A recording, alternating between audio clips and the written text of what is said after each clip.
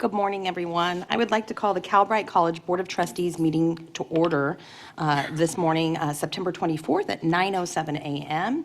And before the meeting begins, I'd like to ask our board liaison to review the meeting procedures and protocols.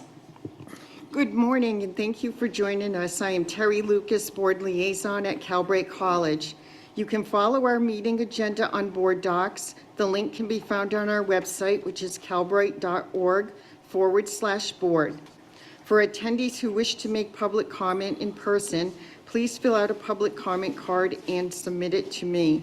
For attendees who participate remotely, please use the Q&A feature on the agenda. A reminder that this board meeting is being recorded. Thank you. Thank you so much. With that, can you please call the roll? Hildegard Aguinaldo. Present. Adrian Brown. Present. Casey Chang. Present. Amy Costa. Here. Felicia Escobar Carrillo. Present. Ricardo de la Fuente. Present. Tom Epstein. Here. Nan Gomez Heitzberg. Present. Pamela Haynes. Here. Lieutenant Governor Kounalakis.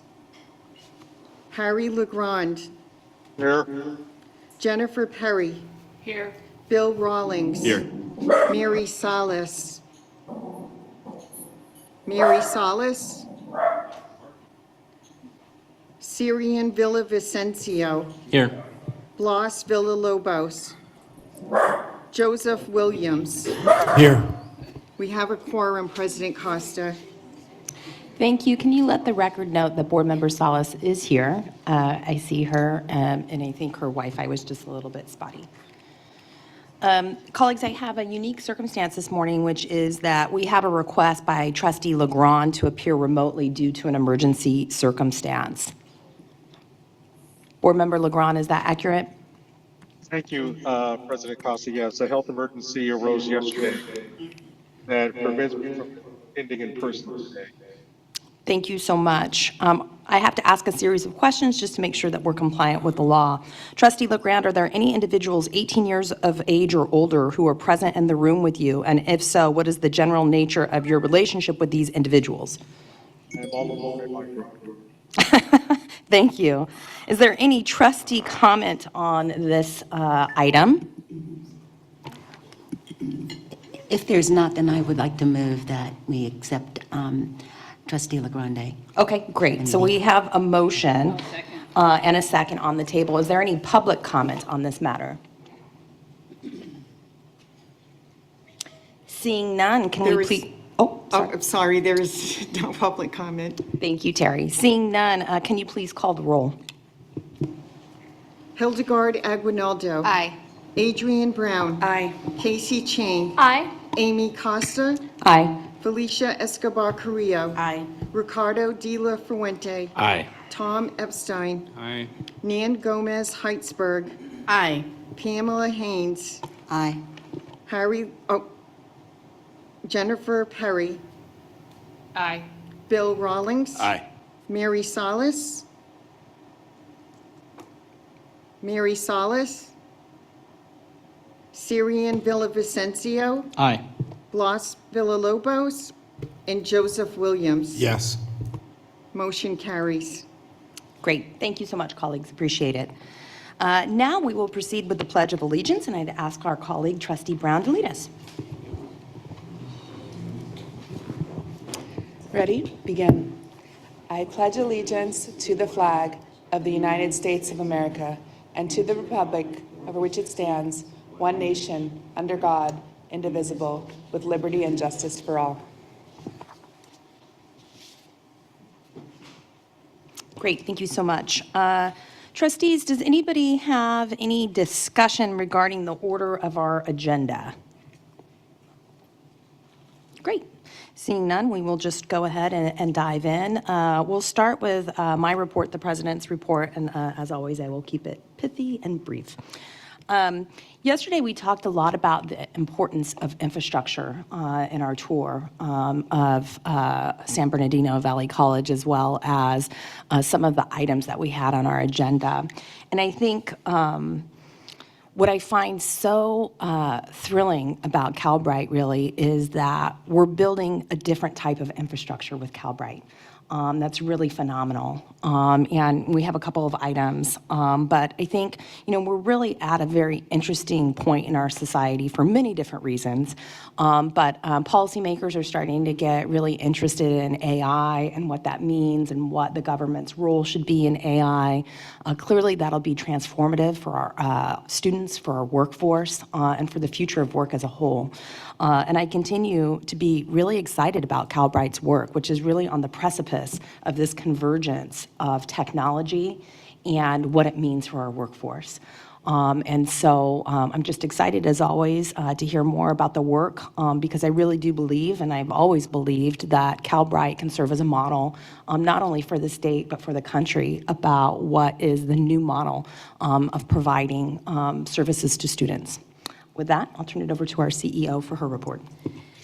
Thank you, and good morning, President Costa, Vice President Aguinaldo, and members of the Calbright College Board of Trustees.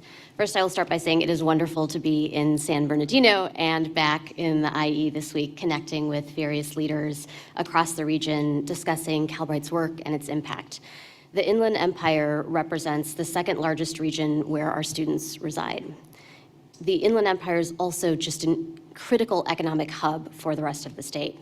And while we're seeing this increased gap between workforce demand and skilled workers in this area, this also presents really strong opportunities for us to lean in, to collaborate, and also to support the great work and the committed leadership that we already see in the region.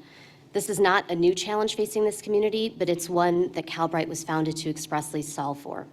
Calbright's unique delivery model is built to be both responsive to the needs of employers and the needs of learners across California who are seeking to upskill and reskill. Most importantly, it's built to ensure that our state and region stay resilient and competitive. Yesterday, I had the privilege of meeting with Paul Granillo, President and CEO of the Inland Empire Economic Partnership, Regina Brown-Wilson from California Black Media, Connie Leyva, Executive Director of KVCR, and Jesse Melgar, Inland Empire Community Foundation Board Member, to highlight and discuss how we forge a stronger bond among education, economic development, and workforce in the IE. And today, our government relations team is also leaning into this work and attending the Inland Empire Economic Partnership's Latino Economic and Policy Summit. In the same vein, our team recently returned from Monterey, where we sponsored and participated in the California Workforce Association's Meeting of the Minds. This convening brings together higher education and workforce development leaders from across the state to share best practices and collaborate across sectors to strengthen our workforce. Calbright's Workforce Strategy and Innovation team presented on critical topics ranging from optimizing the public sector labor market to designing human-centered innovations that make it easier for job seekers to connect with resources they need to succeed in the labor market and for employers to connect with in-demand talent. I had the pleasure of participating in a panel discussion with our partners at NextGen Policy to discuss the benefits of a statewide public sector apprenticeship hub. The U.S. Department of Labor recently awarded NextGen with a grant to establish a statewide registered apprenticeship hub. And as a collaboration partner, Calbright is excited to work with the apprenticeship hub directly to address workforce gaps by promoting and expanding apprenticeship opportunities for underserved Californians with NextGen Policy, the Institute for Local Government, and the Clover Agency at the helm. California has the potential to be the leader in this space, and for us, we see this hub as one step in building a stronger playbook on a place we're focused, which is how to strategically shift skills-based hiring for public sector careers in a more equitable manner. We need to pilot and test new ways of collaborating between higher ed and the public sector to unlock opportunities for working-age adults that result in good-paying jobs.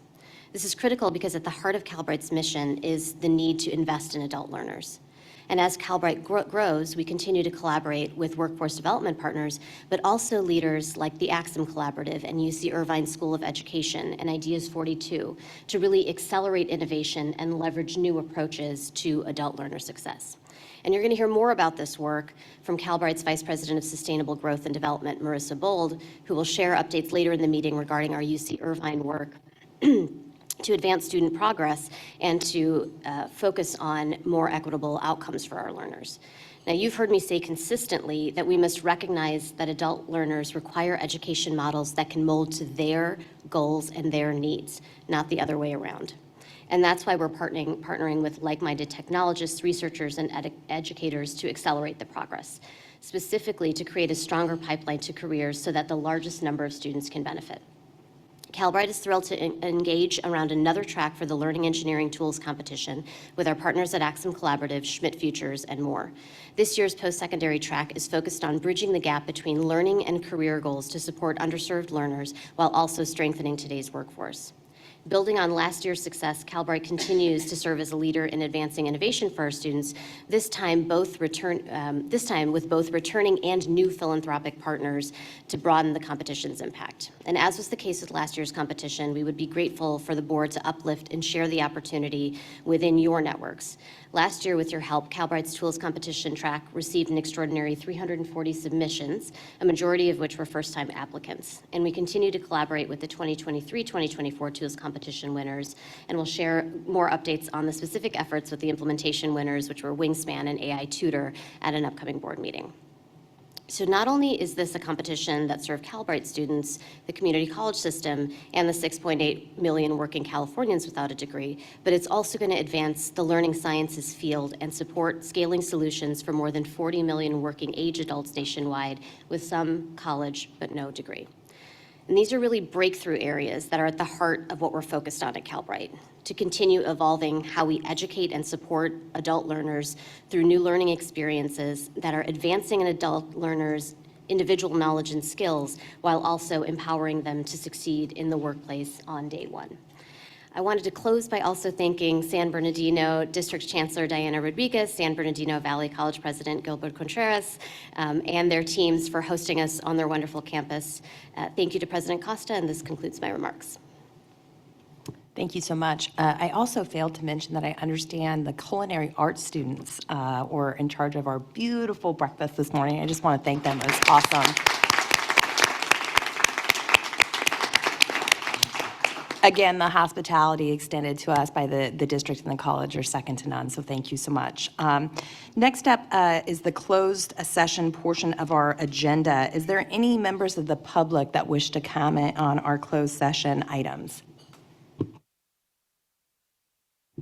There are no raised hands, President Costa, no public comment. Great. Well, we're going to recess from our open session and go into closed session, and we're anticipating it's going to take a little over an hour or so, and then we'll reconvene at that time. Thank you so much.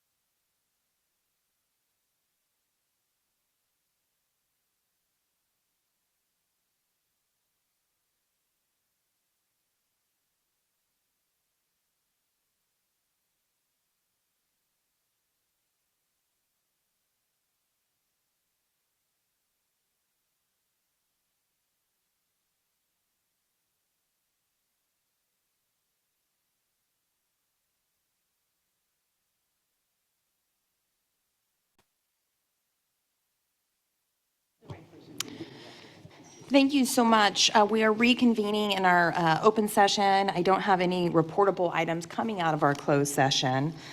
With that, I want to move along to section 3 of our agenda, the consent portion. Do any trustees wish to remove any item from the consent agenda for discussion or a separate vote? Not seeing anyone with their hand raised. Is there any public comment on the consent agenda? There is no public comment. Great, thank you. With that, colleagues, I'll take a motion and a second to approve the consent agenda. Move approval. Second. Williams with the motion, Chang with the second. Can you please call the roll? Hildegard Aguinaldo. Aye. Adrian Brown. Casey Chang. Aye. Amy Costa. Aye. Felicia Escobar Carrillo. Aye. Ricardo de la Fuente. Aye. Tom Epstein. Aye. Nan Gomez Heitzberg. Aye. Pamela Haynes. Aye. Harry LeGrand. Aye. Jennifer Perry, Aye. Bill Rawlings, Aye. Mary Salas, Aye. Syrian Villavicencio, Aye. Joseph Williams. Yes. Motion carries. Great, thank you so much. Colleagues, we're going to move on to Section 4, the action portion of our agenda. First up is item 4.1, which is approval of the appointment of general counsel. We have our Vice President of Human Resources here, but before he begins, I have a statement to read. The Board of Trustees of Calbright College is happy to announce the selection of Wanda Daniel as general counsel of Calbright. The Board of Trustees will now vote on the appointment of Ms. Daniel. Under California law, as the board president, I am obligated to orally announce all the monetary provisions of the appointment and their values. Once I announce the monetary provisions of the appointment and the associated values, we will have a board discussion and public comment on this item. Then, the Board of Trustees will vote on the appointment. The terms of the general counsel appointment include appointment on an annual basis beginning on October 1st of 2024, an annual salary of $235,539.60, leave rights consistent with all other Calbright administrative employees, membership in CalPERS and related employer contribution as set by statute, health benefits as currently offered to current administrative employees. With that, is there any, would you like to present before we discuss? Good morning, President Costa, Vice President Aguinaldo, members of the board. I'm delighted today to bring this request forward to you. This item is to request approval and appointment of Wanda Daniel as General Counsel. Wanda came to us with a solid background in both public sector work and in higher education. She was selected through the interview process and came out as a candidate of a very strong applicant pool. So I'm delighted to have Wanda here today and to recommend her hire. Great, thank you so much. Colleagues, any questions or comments on this item? Seeing none, is there any public comment on this item? There is no public comment. Great, with that, colleagues, I'm looking for a motion and a second. Move to approve. I have Perry with the motion, Rawlings with the second. With that, can you please call the roll? Hildegard Aguinaldo. Aye. Adrian Brown. Casey Chang. Aye. Amy Costa. Aye. Felicia Escobar Carrillo. Aye. Ricardo de la Fuente. Aye. Tom Epstein. Aye. Nan Gomez Heitzberg. Aye. Pamela Haynes. Aye. Harry LeGrand. Aye. Jennifer Perry. Aye. Bill Rawlings. Aye. Mary Salas. Aye. Syrian Villavicencio. Aye. And Joseph Williams. Aye. Motion carries. Welcome, Ms. Daniel. Congratulations, and welcome to the Calbright team. Hopefully, none of the proceedings today have had you question your judgment here. With that, we have item 4.2, the Calbright Faculty Association and Calbright College Sunshine items with the intent to begin collective bargaining. We have our Vice President of Human Resources presenting again. Thanks. Good morning. Thank you again. This item is to present a request to accept the initial proposals that will allow us to begin negotiations for a successor agreement to the Calbright Faculty Association's collective bargaining agreement that will be expiring on June 30th of 2025. This item is to make the interest of each party transparent and to allow for public comment. Thank you so much for the presentation. Colleagues, any questions or comments on item 4.2? Seeing none, is there any public comment on this item? There is no public comment. Thanks, Terry. With that, colleagues, I'll take a motion in a second. Move to approve. I have Rawlings with a motion, Second. Gomez Heitzberg with a second. With that, can you please call the roll? Hildegard Aguinaldo. Aye. Adrian Brown. Casey Chang. Aye. Amy Costa. Aye. Felicia Escobar Carrillo. Aye. Ricardo de la Fuente. Aye. Tom Epstein. Aye. Nan Gomez Heitzberg. Aye. Pamela Haynes. Aye. Harry LeGrand. Aye. Jennifer Perry. Aye. Bill Rawlings. Aye. Mary Salas. Aye. Syrian Villavicencio. Aye. And Joseph Williams. Aye. Motion carries. Great, thank you so much. Moving along on the action section of our agenda, we invite up our Vice President of Learning and Instruction, Shannon McCarty. We have item 4.3, which is approve the First Amendment to Software Design and Subscription Agreement with Skillways Incorporated. Thank you, President Costa, Vice President Aguinaldo, and members of the board. I'm Shannon McCarty, Vice President of Learning and Instruction, and today I am here seeking board approval to amend the current EASE Learning and Skillways Agreement. In January of this year, I sought approval for the software design and subscription agreement between Calbright and EASE Learning. This agreement included access to a content management system, Skillways, which extends the functionality of our new learning management system, Canvas, and also provided additional funds to support the migration of content and assessment from the previous learning management system to the new systems. I'm happy to report that the learning and instruction team has been hard at work, not only moving content, but updating the mapping and tagging of skills across all of our programs. And I'm happy to announce we've also migrated program content and launched 2 of our programs, in Canvas, data analysis, and cybersecurity, with IT support and all the other programs scheduled to follow in October and November. To add a little context to the Skillways value and functionality, the platform's functionality actually enables granular mapping and tracking of skills to individual assessment questions and content. This functionality allows Calbrights to personalize the learning journey, only guiding students to content and practice that they have not learned, and to allow them to advance in their program at a faster rate than our traditional model. During the migration process, Calbright has expedited the mapping of skills across all of its programs. And while learning and instruction originally anticipated the work to be done during year 2 of the contract, due to technical efficiencies and investment by the L&I team and a strong collaboration between Skillways and Calbright, we have been able to expedite the work during year 1.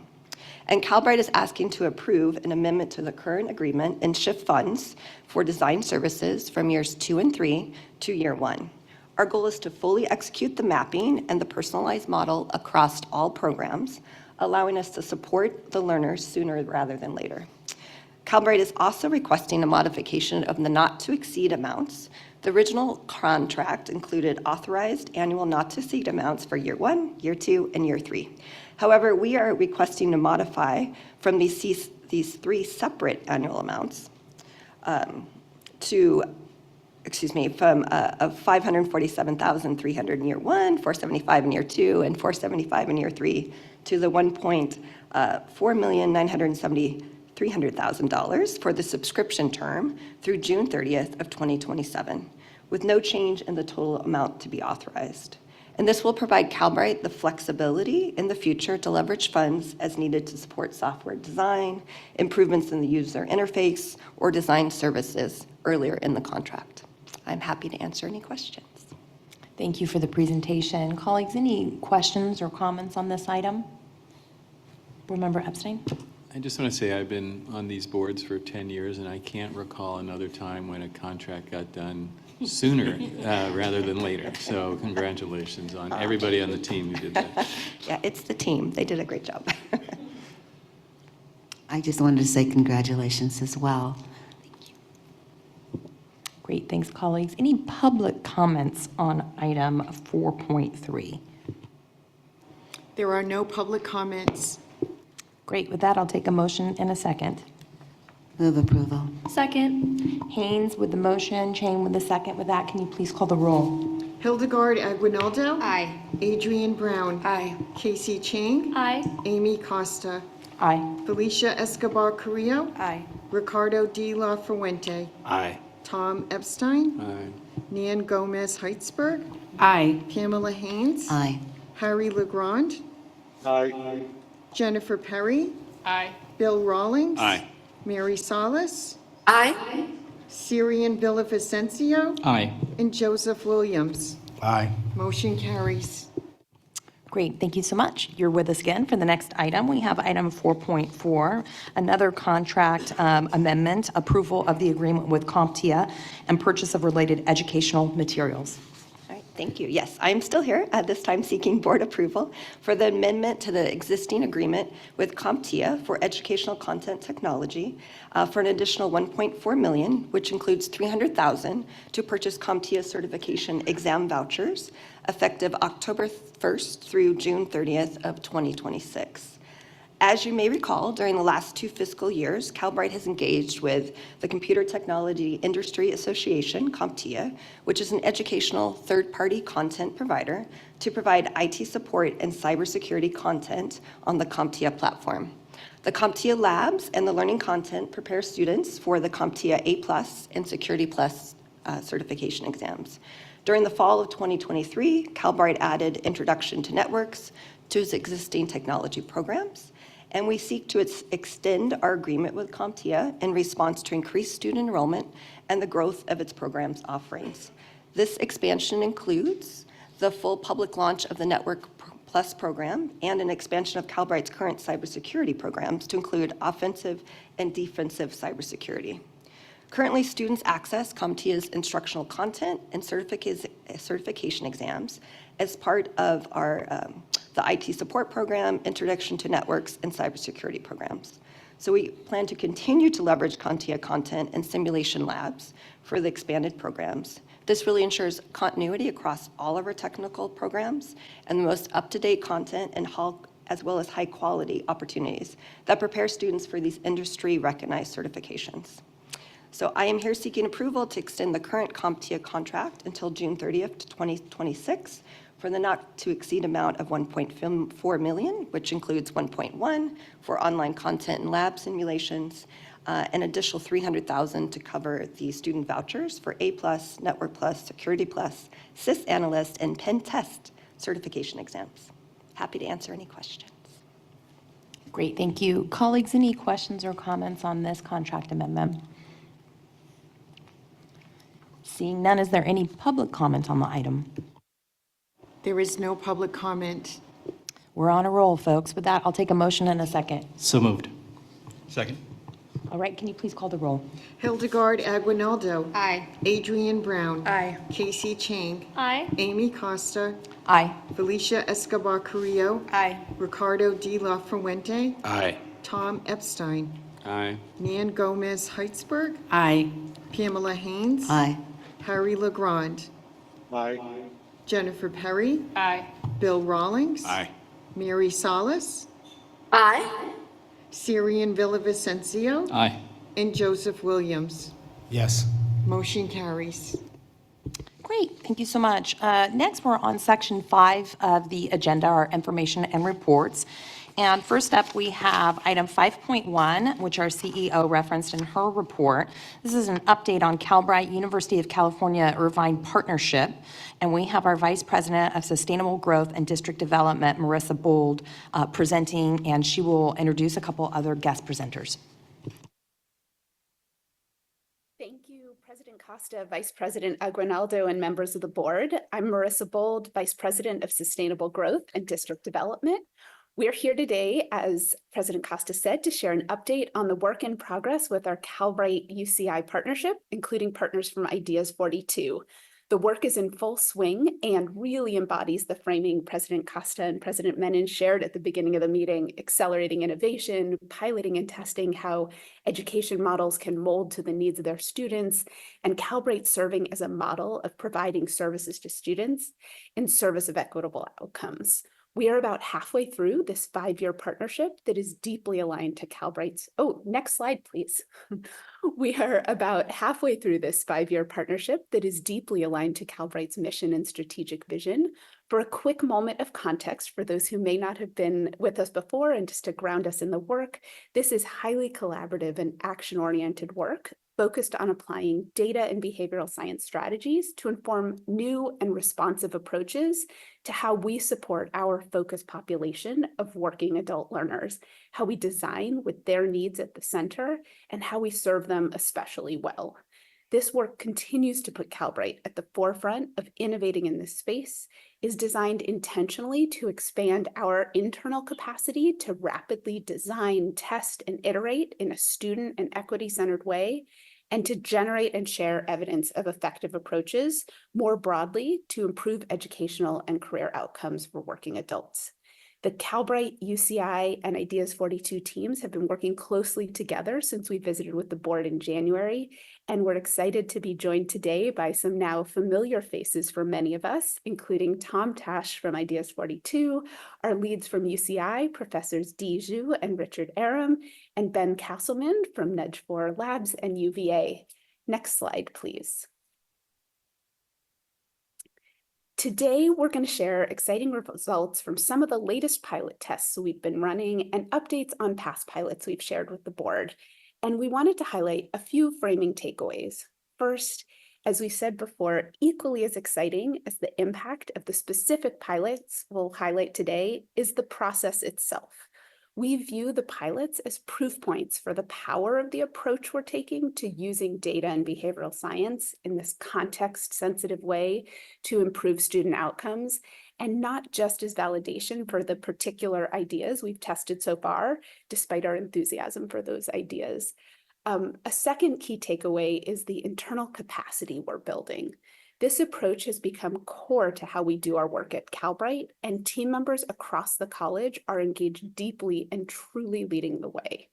We're identifying and solving problems in new ways, listening deeply to student perspectives, using data to pilot test and inform solutions, and then scaling and sharing out what works and learning from and adapting where it doesn't. And finally, in light of the strong results we've seen so far, we've accelerated the work, launching more pilots, continuing to prioritize internal capacity building, and increasing the focus on thought leadership and sharing insights with the broader field, where I just wanted to note we've sought out opportunities to share, and also where others have come to our teams as leaders in the space, lifting up the power of this work. We're excited to dive in and share more examples of the work with you today, and as always, promise to come back with more updates and opportunities for engagement along the journey of the partnership. With that, if we can move to the next slide, I will hand it over to our partner, Tom, who will be sharing with us today, and all of our leads for the work will be available throughout as well. All right. Thank you so much for that introduction, Marissa. And I'll start by saying it's a real privilege to be able to come before the board today as spokesperson for this highly collaborative and highly cross-functional partnership. We are excited to share some highlights from the work over the past few months. But before we do so, I want to begin with a huge thank you to the many members of the Calbright faculty, staff, leadership team who've contributed time, energy, talent to this work. Everything you see today really is the result of what's been a real team effort. Now, to organize the contents of this update, I want to start off with this visual up here, which I know we've shared a few times before. It's sort of the organizing arc for everything we're doing across the partnership, which is all about working collaboratively with Calbright to co-design, pilot, scale, and then spread the word about new approaches that can improve outcomes for Calbright's focused population of working adult learners. And as Marissa mentioned, we're particularly excited to dig into the latest wave of pilot test results that we've got. But similar to our previous updates to the board, we're doing so less as a way of showing you one particular intervention and more as a proof point for the effectiveness of the approach as a whole. Now, we're going to spend most of our time today at the early end of this arc on the left-hand side, showcasing new designs, new pilot results. But toward the end, we'll also provide some updates on activities further along the arc related to our efforts to scale and disseminate work we've previously shared with the board. Next slide, please. So let's dive into those pilot results that we've mentioned a few times here, and I've said are going to be the main focus. This time, we want to spotlight an approach we tested earlier this year that came out of one of those collaborative design sprints we've been running with different teams at Calbright. We ran this particular sprint with a group of faculty and staff involved with the IT support program, Calbright's largest program. We went deeper on the design sprint approach in a previous update to the board. But as a quick reminder, design sprints provide a kind of scaffolding for us to co-design new ways of supporting learners in collaboration with Calbright faculty and staff. I'll just say two things up top here about the design sprint approach today. The first is that its defining feature is very much in line with what Marissa just teed up, and that's its student-centered nature. At all stages of the process, we really privilege student voice as the guiding force in our design thinking. And the second thing I want to say about design sprints is that while the initial brainstorming begins in smaller teams, once we actually identify a concept to pilot, they very quickly become highly cross-functional efforts, engaging teams throughout and across the college. Next slide, please. We began this particular sprint by identifying the opportunity that you see on the screen here. That is to help students in Calbright's IT support program complete more challenging assignments that were associated with higher rates of stopout or drop-off. We know the importance of helping students establish a strong start in their programs when it comes to persistence, and we wanted to come up with ways to offer more targeted support as students approach some of the trickier technical assignments early on, things we know can trip them up. Next slide, please. So we dug into the data from the learning management system to try to pinpoint spots where we saw students getting tripped up that way. Looking for assignments where students spent the most time or needed multiple attempts to complete. And maybe most importantly, the assignments where larger numbers of students were stalling or at worst stopping out. Now, there were some clear patterns in the data that revealed 3 points early on in the program pathway that were good opportunities for a more robust intervention to help students out. But knowing where students were getting stuck was only the first step. Next slide, please. Now, once we identified those 3 challenge points, we worked with Calbright's Learning Services team to develop a model of peer-assisted study sessions, or PASS as we came to call them, that offered structured synchronous support where it was most needed. Now, the goal of these workshops was straightforward. In the space of 1 hour, students could sign on and, with direct guidance from a peer tutor recruited and trained by Calbright, complete the target assignments in a small group setting. Now, one of the key words I want to underline up here is proactive.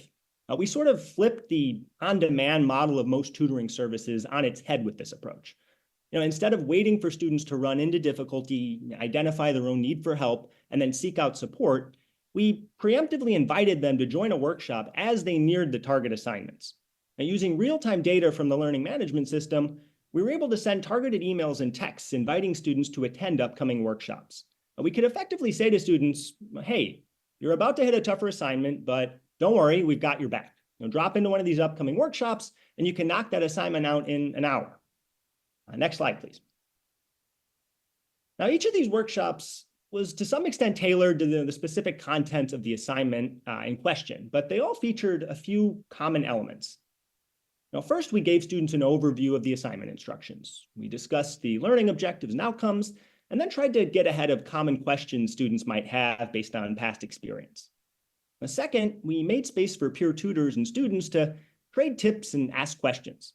Here we could bring some pre-specified strategies that we'd prepared in advance, while also making space for a more organic exchange among participants.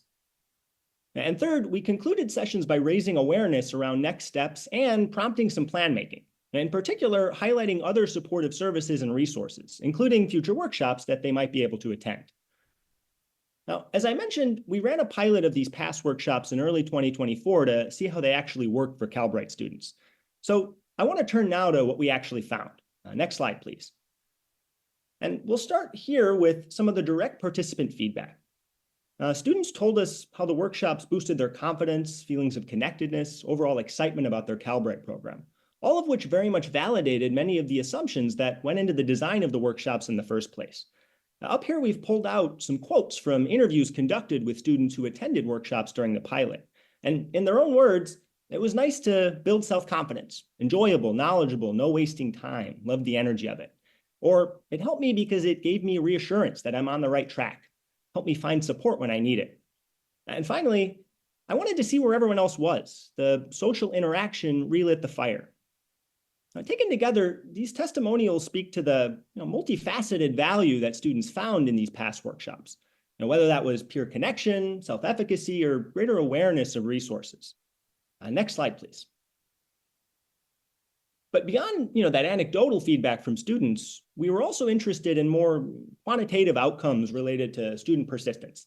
And as with our previous pilots, we implemented these PASS workshops through a randomized framework that allowed us to assess the extent to which offering students the chance to participate in the workshops could actually help them progress through their programs. So up on the screen here, we've laid out the increases in assignment completion rates for students in our pilot group compared to a control group that was not offered the workshops. Now, these two groups of students were similar in all respects, except that those in the pilot group received the targeted outreach inviting them to attend a PASS workshop, which means we can be pretty confident that these differences are a result of the workshops and not something else. And what we saw was very encouraging. What you see on the screen here. On the left side in that lighter blue shade, we see that offering the workshops to students resulted in a boost of 11 to 40% in terms of completion rates for the 3 assignments that each of those workshops targeted. And on the far right in that darker blue, we've got the same figure for the performance-based assessment for the overall lesson containing those target assignments, which shows us that offering students the workshops led to 25% more of them mastering the relevant competencies and successfully completing the lesson. Next slide, please. I think those results on their own are very compelling, but they're especially compelling when you consider the fact that only about 1 in 6 eligible students actually attended a workshop. Now, what we saw during the course of the pilot was that around 28% of students invited to attend a past workshop signed up, and about 17% both signed up and actually attended at least one of our workshops. Now, in other words, all of that impact we just saw was driven by only 17% of eligible students actually attending a workshop. So, just imagine what the figure would be if we could get 30 or 40% or even more students to show up at these past workshops. Be a pretty big impact. Next slide, please. And that's a big part of what the team is currently thinking about as we try to scale these workshops more broadly across Calbright. First, by offering additional workshops for other assignments and in other programs. But second, by developing new ways to increase attendance, increase engagement with the workshops. Now, during the pilot, we were more constrained in how we could market the workshops in order to maintain that control group I mentioned. But now we can explore other avenues like posting announcements in Slack or adding language to the learning management system directly so that all students can see them and more easily access them. And finally, the Learning Services team is also at work developing some companion resources alongside the synchronous workshops so that even students who aren't able to attend the live synchronous sessions can still hopefully capture some of the benefit. Next slide, please.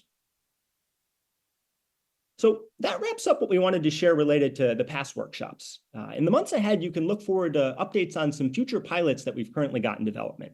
That includes new weekly outreach tactics we're designing and testing with the Persistence team, a new approach to peer learning communities that can help students establish a really strong start in the first month of their programs, and a new design sprint that we just launched last week with a cross-functional team, this one focused squarely on career services and workforce outcomes.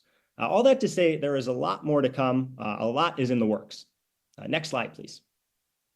But beyond those new pilots, new results, as I mentioned at the top, we also wanted to share some updates on some of those later stage activities in this arc of the partnership. The activities to the further right of the screen related to scaling and engagement. And first up, we wanted to circle back on 2 different pilots that we've previously shared some updates on with the board. Next slide, please. One of those being the pace and progress timelines that help students set and stick to target completion dates for their programs. And the second being the short form videos we developed to help drive engagement with different supportive services at Calbright. On the timelines front, we hit the 1-year anniversary of the launch of our initial pilot earlier this spring, which allowed us to evaluate for the first time some of the longer term outcomes related not just to persistence, but importantly, completion. And what we saw was a very encouraging extension of the pattern we first reported to the board last year. Students in our pilot group who were offered a timeline were nearly twice as likely to have completed their program compared to a control group. That is a huge testament to the value of helping students structure their learning around their goals and lifestyles.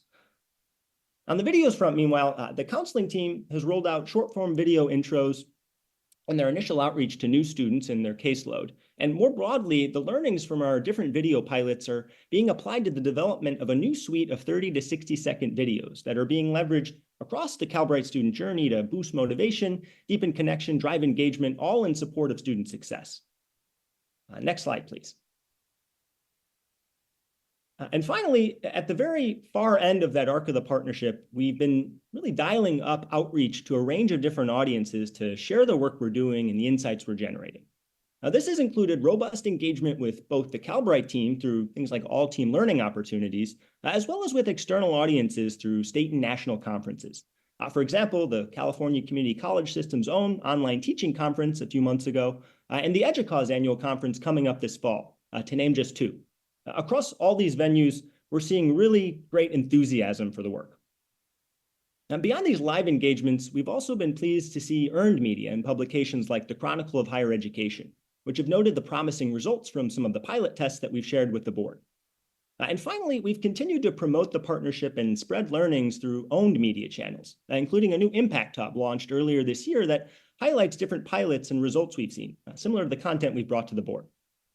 As we continue to accumulate evidence on effective ways to support working adult learners in online environments, this kind of external engagement to help others learn about and learn from our work has become an increasing focus of the partnership.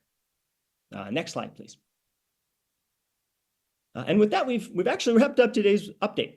Before I conclude, I'd like to offer just a few final thank yous here. And the first one is to the Board of Trustees directly for the ongoing support for this work and for giving us a chance to share a snapshot of the impact that it's having for students.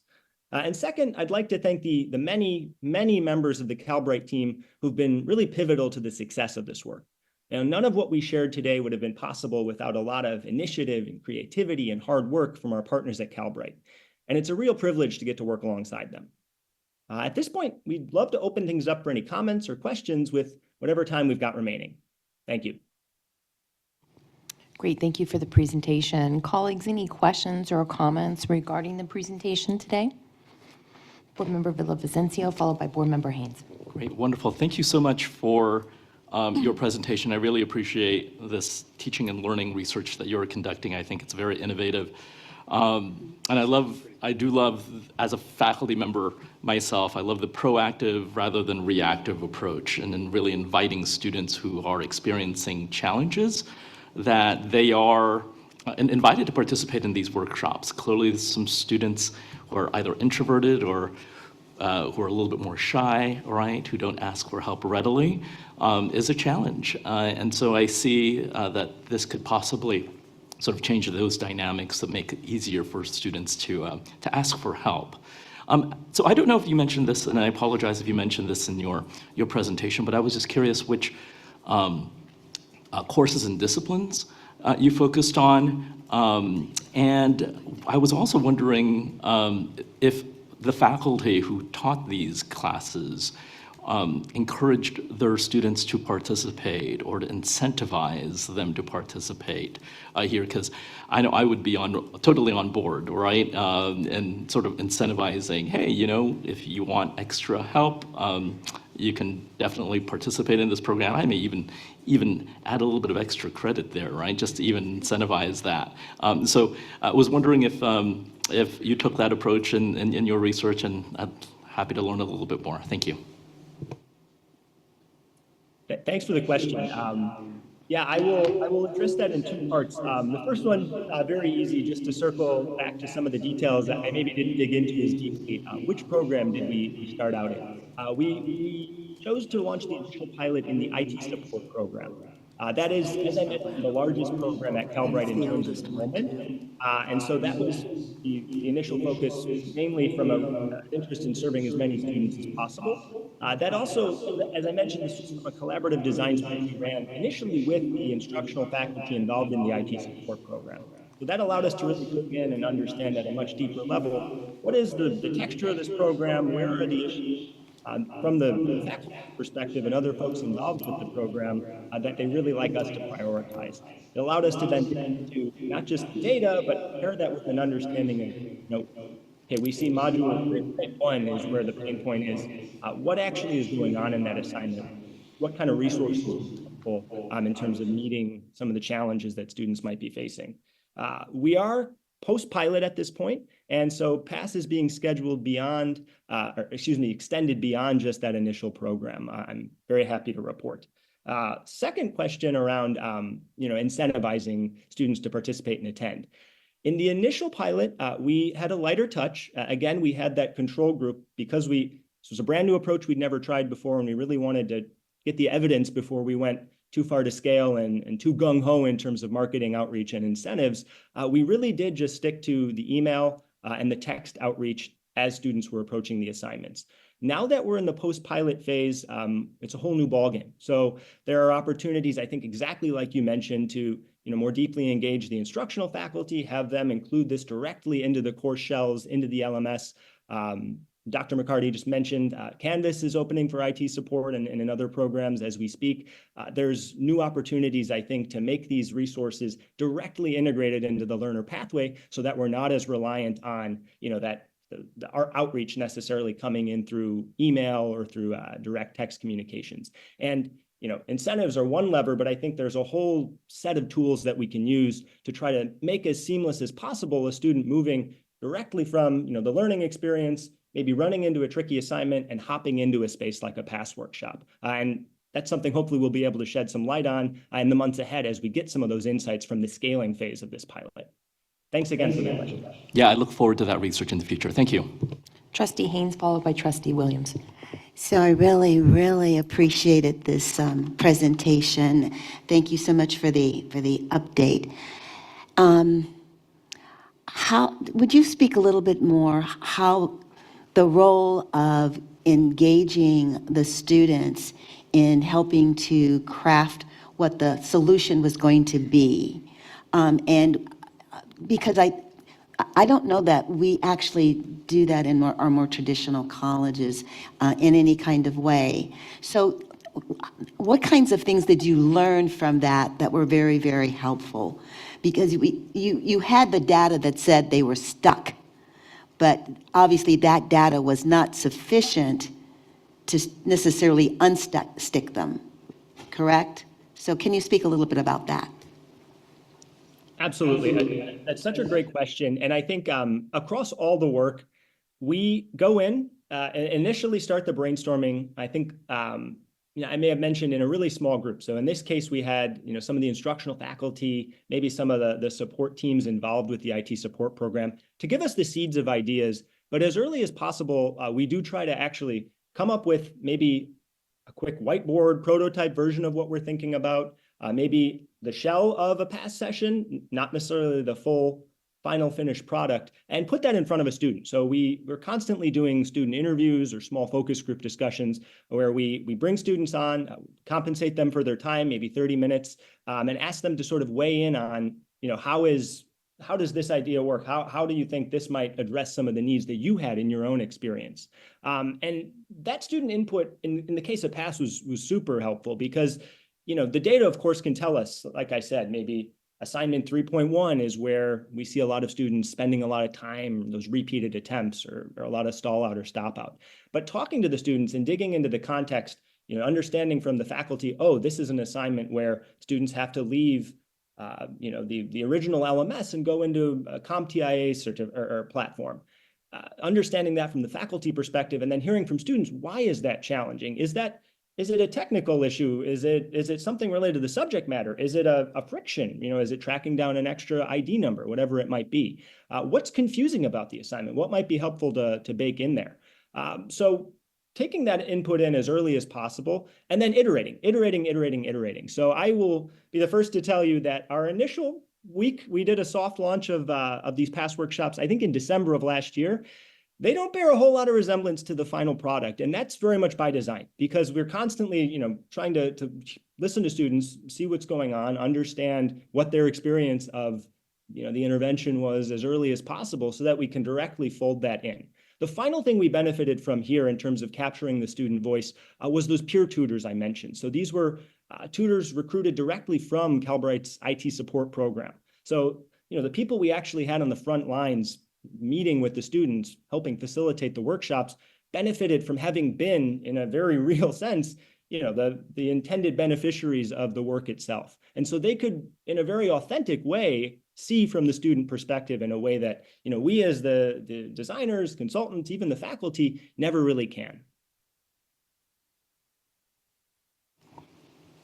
Michael, I don't want to put you on the spot, but we have the amazing factor of having Michael, our IT support lead faculty here, and I just wanted to open the floor for you as well. Well, Marissa, on the spot. So now yes, when 42 came to us, we're very open, and he had some pretty forward-thinking plans, right? We were looking to do something proactive as to reach out to the students. So he took some of the information that we were already crafting and really expanded it, right? And brought their flavor and their expertise to it. And we started to see a lot of student engagement increase. And to answer one of the trustees members' question earlier, we did start to promote this from a faculty level because we start to see the matriculation rates really increasing. So we were jumping on board with, hey, you know, sign up for these tutoring sessions. Have you joined to this? What about PASS? And just like Tom mentioned, with only like 15 to 20% of the students engaging right now, just think when we get 40 to 50 to 60, right? We've had some pretty good certificate completions this year, but we want to double that next year. And I think with Tom's help and Ideas 42, I think we can, again, with implementing it in the LMS, with the faculty members being a lot more proactive with pushing this agenda, I think we will make huge strides in the following year. Board Member Williams, then Board Member Chang. Every time they present, it makes me want to take a class at Calbright. Because, it sounds like the way that I consume information now. I get a lot of stuff through my phone. There's a lot of video stuff. And so I really appreciate it, like to be able to kind of see a snippet of how you're doing the short videos. So I'm trying to ask two questions related to the incentives. Facebook is starting to do things around monetizing your content, and you can earn stars and stuff like that. Do you ever see a future where students can earn like a spendable token and say use it for, I know with Calbright instructional materials is probably not really a thing, but swag or whatever they might be able to use it for. But then the second question is, like when you master a skill, you need a chance to be able to practice it. And so when you think about like the gig economy, do students, is there a future where students get to promote the skill that they have and then try to receive work like a field practicum or work-based learning or just a way to, or like task work? And you get what I'm saying, especially when you think about students are learning Salesforce, or I think Salesforce is still a thing in there. Like that's a major skill to have. And so just thoughts, and if you don't have all of the answers, it's just what comes to my mind when I hear you present. Thank you. I love that question. I'd love to jump in on it. A couple things that are significant. I think what I love about this work is this is all the things that we can do, even minus any kind of financial incentive. So the efficacy of this is really focused on the collaboration with the instructional faculty, with the students themselves, and changing and evolving practice, right? And so based on how, just as I loved how you said, processing information, how students actually engage in the learning activity. So the best part about this phase of this work is that it focuses in on just the core experiences. What can we build into the system that drives these outcomes in that way? So it doesn't preclude the opportunity for incentives in the future, but it also points to the fact that it's maybe not even necessary or the most important thing when we're talking about the foundational design. So I will just say that that piece of thing. And you said something second, Joseph, can you just repeat it, around the work-based learning? Yeah, because you master a skill, and then Yeah. how do you get a chance to go use it? Yeah, so a couple things that I love about the introduction and the incorporation of the Excel tutors. So this is a very powerful thing. Like if you know Candace Steele out of Stanford, who specializes in teaching and learning science, one of the things she has famously said is that you've learned something when you can teach somebody how to do it. And I just wanted to focus in on the kind of power of that moment, because that is what our Excel tutors have the capability to do. So what it allows them to do is not just practice the skills earned in Calbright and that they've learned in Calbright, but it allows them to engage with other learners in a way that supports the peer effects of that interaction or near peer effects of that interaction, but also allows them to practice their skills. So we're finding that's a really important part of what we've supported and built into the experience at Calbright.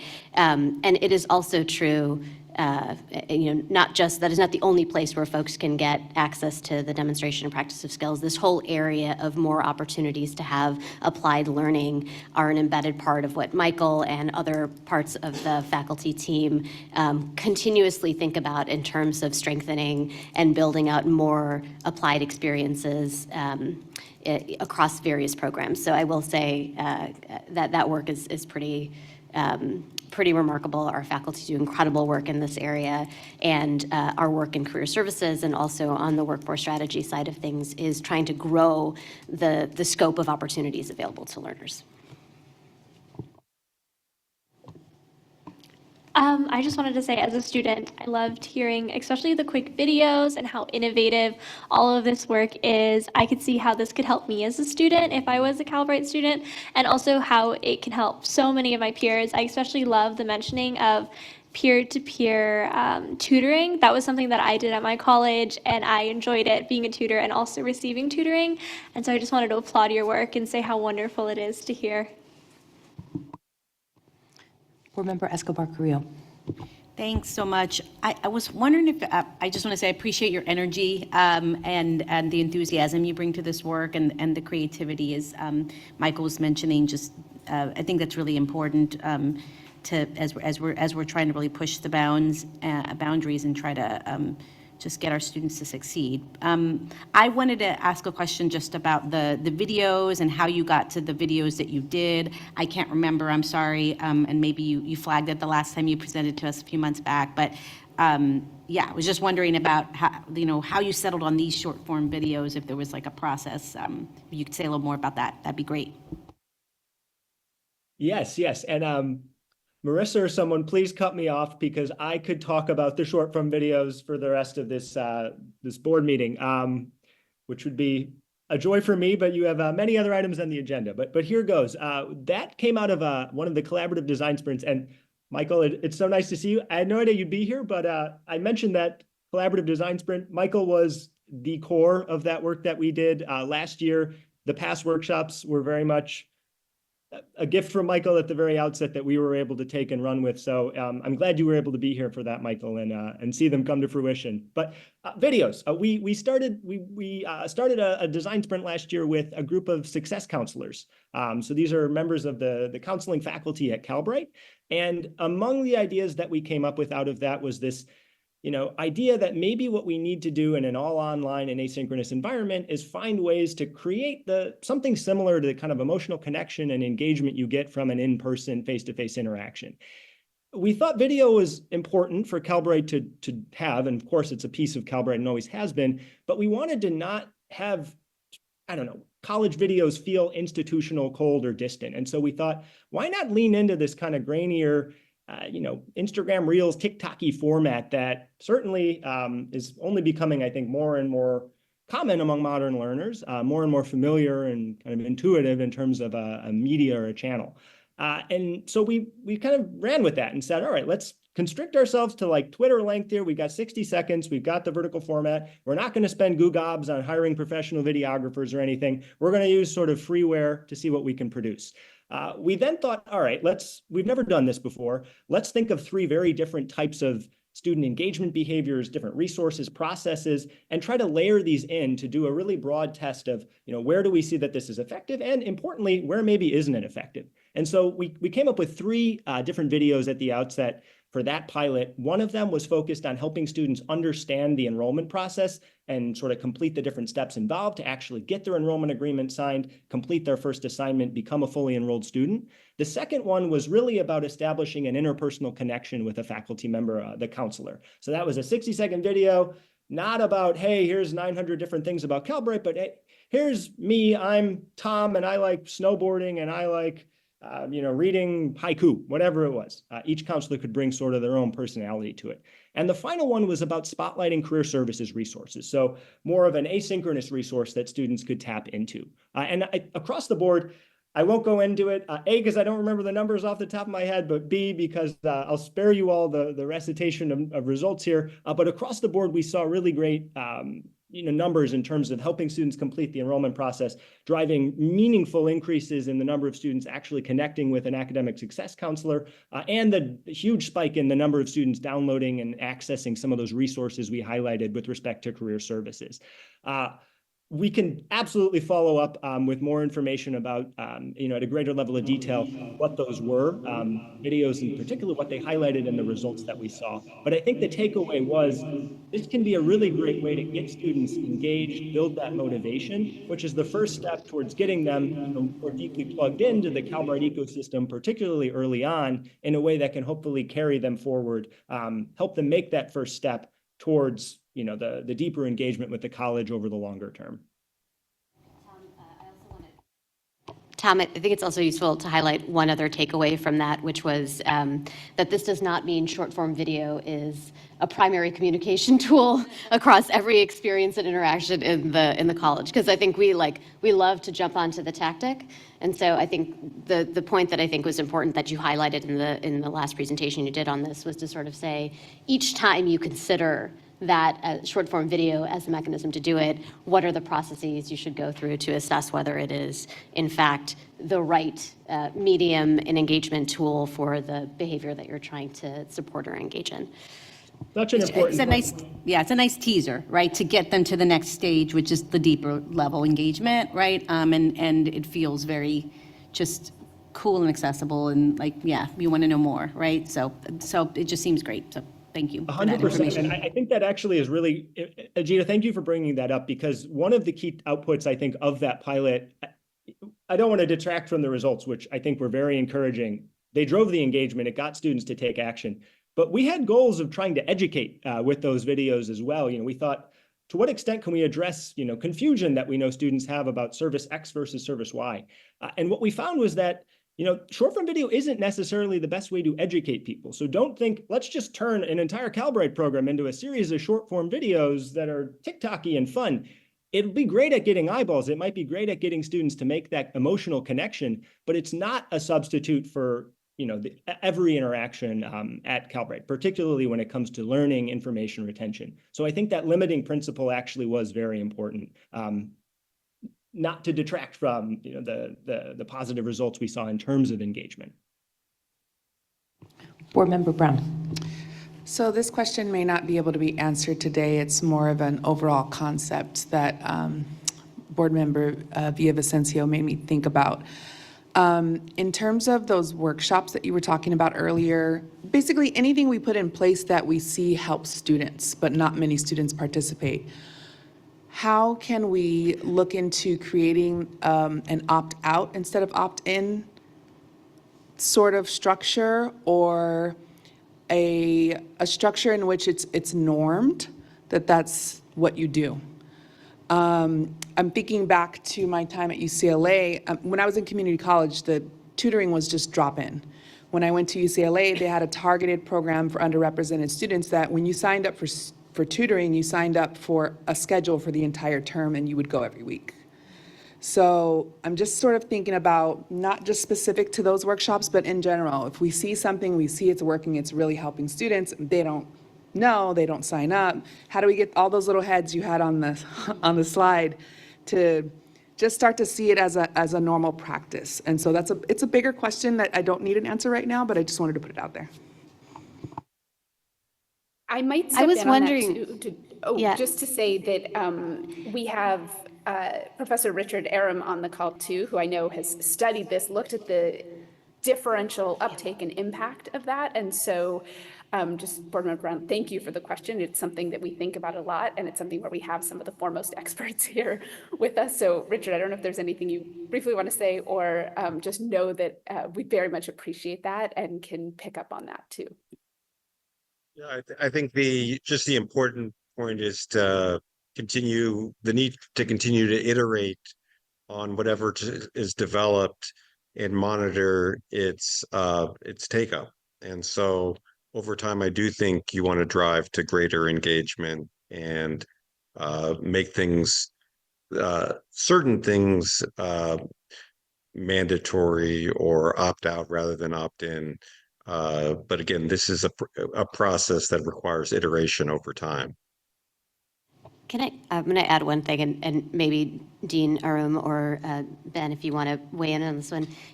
This idea of the power of the default option and the default choice, I think also has to be managed very carefully.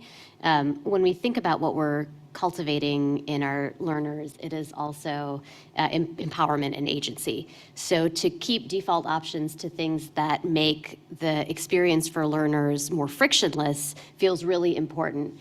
But to be able for students to be coached and supported into making their own executive function decisions and their own choices around how they engage and spend their time, I also think is an important piece to balance. So I'll just say that, but I know Dean Arum and Ben, you guys have worked directly in the application space on this. Tom, I think you have as well. But curious on your perspectives on that. Like, for example, we've seen when I was in the federal government, we spent a lot of time on default options for things like auto-populating the FAFSA or annual enrollment things where people fall out of income-based repayment because they aren't annually recertifying, those types of things that create friction because of the burdensome process versus taking away active decision-making. So I think it's an interesting balance question. I would just add very briefly, thanks so much, Ajit. I agree with everything you said. I think the board member's example of tutoring is actually a fantastic one, where if we make it very easy to engage with tutoring, either by having a kind of sticky schedule, as the board member described, that the student commits to at the start, or even, you could imagine figuring out ways, even in the Calbright context, to kind of bring tutors into the learning experience from day one versus tutoring being something the student has to actively seek out. It's still up to the student to decide whether to exercise agency and choice and whether to pursue that support. But the more we can make things easy for students to act on, it seems like a simple rule of thumb, but in fact, I think underlies a lot of the successful behavioral science interventions without, again, to Ajita's very important point, without constraining or limiting students' agency and choice. Board Member Villavicencio. Thank you, President Costa. Just a quick point. I think we're already having this discussion, right? And I'm seeing it from an equity lens here, and making sure that our students obviously have access to this, but we're also cognizant about obviously their busy schedules as well. And so I do appreciate in your presentation sort of the asynchronous sort of model to this, but being able to obviously, and I'm sure you've already thought about this, understanding our students, their challenges, their very busy schedules, and seeing obviously how you adapt to that and what that model obviously looks like from an equity lens. So this program is accessible to everyone, I think is very important. And so I just want to highlight, obviously with Vision 2030 and our focus on equity, that cannot be understated. Thank you. Board Member Epstein. Yeah, it's been a while since we first started this contract, and AI has advanced quite a bit in those 18 months or however long it's been. And I was wondering, I mean, these workshops are human being led, right? So this is a high touch, expensive maintenance sort of thing. And if you did expand this to, a vast majority of Calbright students, are there technology solutions that would make it easier to manage such a bigger caseload, and would it be as effective as the human-led enterprise you've got now? I might make one overall statement and then I'd welcome everyone. So Board Member Epstein, very much appreciate that. We are thinking through the tools competition that Ajita mentioned at the beginning and through many other levers about AI, but AI with a focus on equity, focus on serving our students well, focus on not replacing our human interaction, but thinking about the places where AI can most remove barriers or accelerate progress and help our people focus on the places that they most want to focus on, where that interaction is prioritized for our students as well. And so we are looking across the field. We met last week about a potential design sprint that could involve AI. We are engaging experts in the field, but we are also being really thoughtful and reflective to not just think of it as an automatic solution, but see where is it really best suited across the student journey to remove those barriers or accelerate outcomes, or to really support and enhance what our amazing team, faculty, staff, and others want to do on behalf of students, and to help them be able to prioritize that by leveraging AI. I welcome everyone else to add No, I think that's right. And I might even lean in to say, like, I think we exercise great caution when we think about replacing human interaction with AI technologies without a very thoughtful approach to it. So I think we all recognize the excitement and the potential, especially a lot of people on the efficiency side. I think in this moment in time, at least institutionally, we're focusing on its application in the context of, sort of back-end efficiencies. How do we make processes more streamlined? How do we take the rote work out of people's day-to-day schedules so that they can focus their human potential and time contributing in the best ways that they can to the college? And that's true of students as well. So I think there's something profoundly important about maintaining the direct human connection that we have, particularly as a digitally enabled institutions. I think it's an extra responsibility that we bear. And so I think we would be very cautious about trying to gain efficiencies by replacing human connection in ways that are still pretty untested.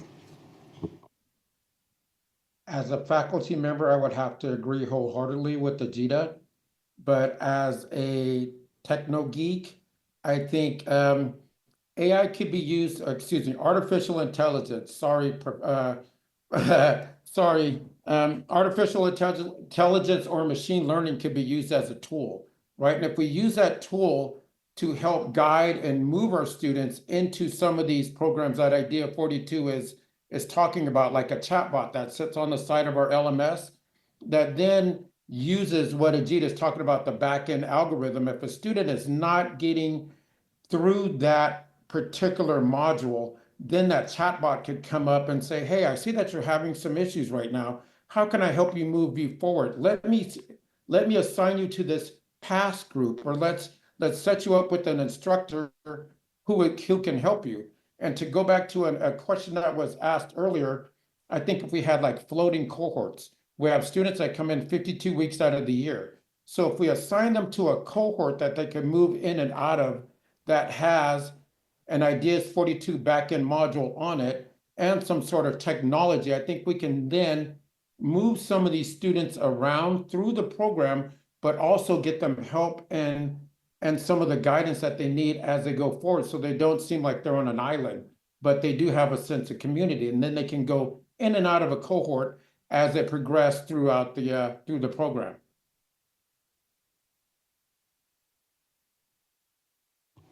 Great. I don't see any other board comments. Is there any members of the public that wish to comment or have a question on this item? There is no public comment. Great. Thank you so much for the presentation, everyone. We appreciate it. Next up in our information and reports, we have a standing item 5.2, reports on contracts and purchases, presented by our Chief Financial Officer. Colleagues, we all have the materials that list each of the contracts and purchases. So I'm going to ask if anybody has any questions or comments on the agenda item. Seeing none, are there any members of the public that wish to comment on this item? There is no public comment. Great, thank you so much. Next, we have our constituency group reports. We'll invite Mr. Stewart back, President of the Calbright Academic Senate, to provide his report. Good morning, President Costa and Vice President Aguinaldo, and members of the Board of Trustees. As you may know, my name is Michael Stewart, and I'm the President of Calbright's Academic Senate. I am pleased to share with you our acronym-free updates on our faculty programs and recent policy approvals. With some exciting news regarding our faculty achievements, 3 of our colleagues have been appointed to prestigious statewide committees, a testament to their leadership and dedication to advancing education in California. And we aim to encourage all of our faculty to participate and serve at the state level. First off, Elizabeth Biddlecom has been selected to serve on the Academic Senate for California Community Colleges Online Education Committee for the term of 2024 to 2025. Her expertise in online learning will significantly benefit the wider community. Next, Alex Mata has been selected to serve on the California Community Colleges Library and Learning Resource Program Advisory Committee. Alex's appointment highlights libraries and learning resources' significant role in enhancing student success. And lastly, I, Michael Stewart, has been appointed to the non-credit committee of the Academic Senate for California Community Colleges for the same 24-25 term. I'm also a part of the Chancellor's Professional Development and Artificial Intelligence Committee and the Fraud Prevention Committee. Our faculty is excited to contribute to Calbright's growing commitment to serve at the state level. These opportunities underscore our faculty's significant contributions to the academic landscape across the state. Next up, we have our program updates. I am thrilled to announce the successful rollout of the Canvas Learning Management System, beginning with our data analysis course, and this marks a key milestone in enhancing our digital learning environment. Following this successful launch, we are preparing to roll out our cybersecurity course on the same platform, with the IT support and network technology courses to follow shortly. This phased implementation ensures that our students have access to a streamlined, accessible, and efficient learning platform, enabling them to thrive in their educational journey. In terms of policy updates, I am really pleased to announce that the Academic Senate has recently approved the Calbright College academic integrity policies, including a new guidelines on the use of artificial intelligence. These policies are critical for maintaining academic integrity and respectful, positive learning environment. The code of conduct accompanying these policies outlines expectations for behavior and online interactions, ensuring that all community members engage with other ethically and courteously. And this approval reflects our commitment to upholding the highest standards of integrity while ensuring compliance with relevant laws. These guidelines will create a supportive academic environment where students can excel. In conclusion, Calbright's faculty continuously works hard to support our students through leadership roles at the state level, the launch of cutting-edge learning platforms like Canvas, and the approval of forward-thinking policies that help safeguard academic integrity. We're proud of our process and look forward to the months ahead. And like we discussed earlier, Calbright College is ripping the Band-Aid off of traditional education, and we're proud to be part of that. Thank you for your time. Thank you so much for your report. We appreciate it. Next up, we have our next report, item 6.2, with the Calbright Faculty Association report presented by Cindy Carney. Good morning. Thank you. Good morning, President Costa, Vice President Aguinaldo, and esteemed members of the board. I am Cindy Carney, President of the Calbright Faculty Association. I'm happy to be here today to provide you with some updates. I'm excited to share that Ben Ringenberg, was recently elected as Vice President of the Calbright Faculty Association. We are happy to have him as part of the team. Ben has also agreed to join the bargaining team along with Kelly Corbisario. I would also like to report that CFA has submitted our sunshine document in today's agenda that presents our proposals for our upcoming successor agreement bargaining. We look forward to further working with Calbright administration to establish mutually agreeable terms. Thank you. That is the end of my report. Thank you so much for your report. We appreciate it.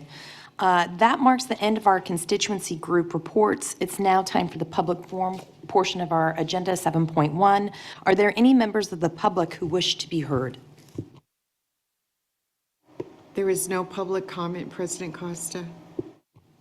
Great. Well, thank you, colleagues. The time is 11:48, and the Board of Trustees has now completed all of the business before this body, and we may adjourn. Thank you so much.